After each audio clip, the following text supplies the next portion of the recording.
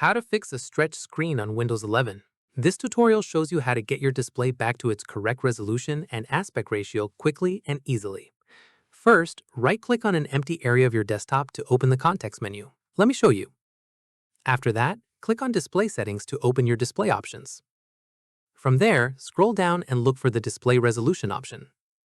At this point, click on the drop-down next to Display Resolution and look for the option marked as Recommended.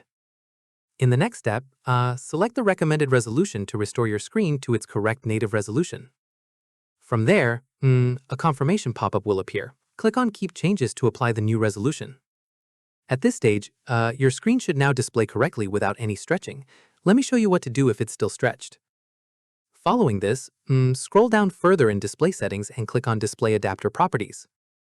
Once done, click on the Monitor tab at the top and make sure the screen refresh rate matches your monitor's recommended rate.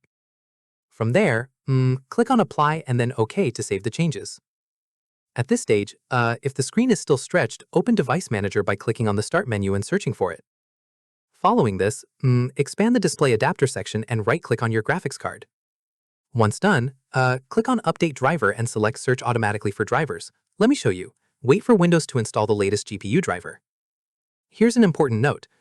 If you're using an external monitor, make sure the cable connecting it to your PC supports the resolution you're trying to use. Some older HDMI or VGA cables can't carry higher resolution signals, which can cause display issues.